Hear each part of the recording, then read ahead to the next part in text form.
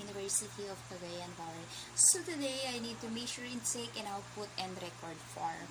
Some of not without that not. Hello Mr. Khan, my name is Rita and I'm gonna be your nurse today.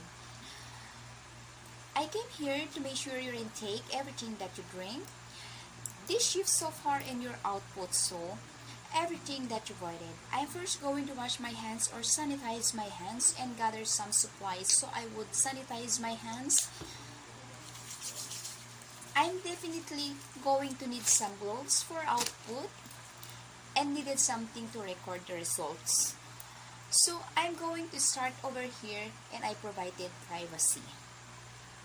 Going to start over here with intake. Okay, I'm going to make sure that my containers are here. My measuring containers are on a level surface.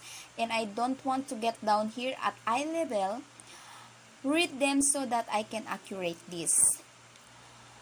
First container, I'm going to record at 160 millimeters. Okay, I'm going to write down on a piece of paper.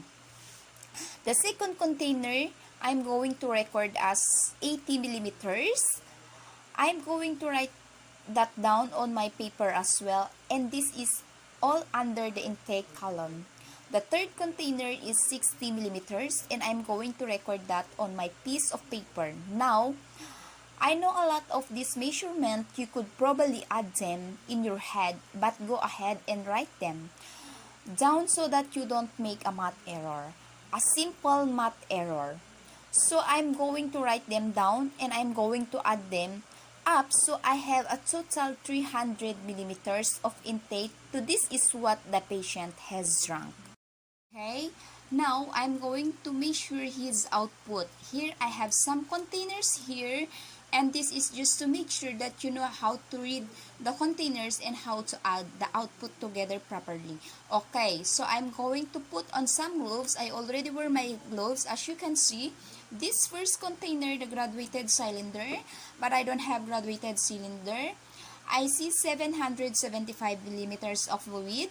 Next, I have urinal here. Since the urinal fluid, as you can see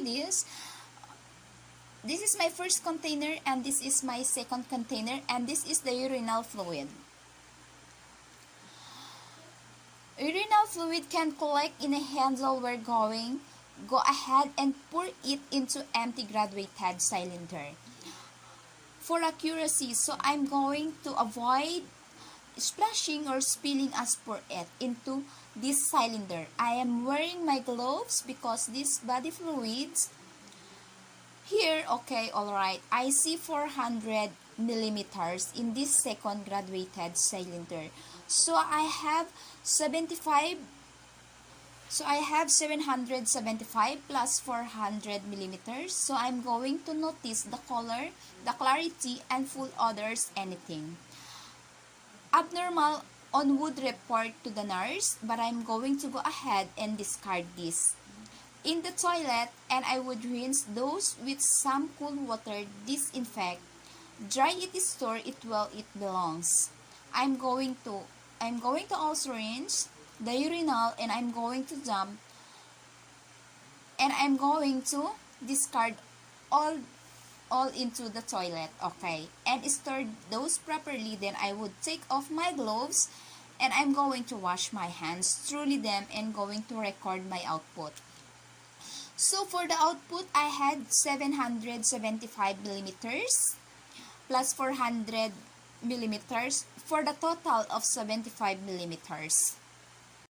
You're typically going to measure intake and output according to the care plan, but usually it's all the end of your shift. Now, this was what I record at the end of this shift: intake 300 millimeters and output at 1175 millimeters.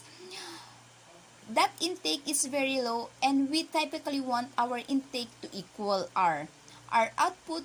So if there was a big difference like that, what I would definitely report it to the nurse right away, and I'm going to leave the cup of the patient resident comfortable and safe. There anything else I can do for Mr. Khan?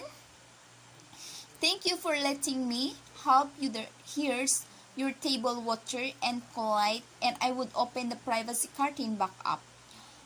And now I have washed my hands a final time and I'm going to record. In this chart, and I report to the nurse that I have a such big difference on what he has drink today and what he has quoted to you. So that is my video today about measure intake and output. So thank you everyone and see you again. Bye!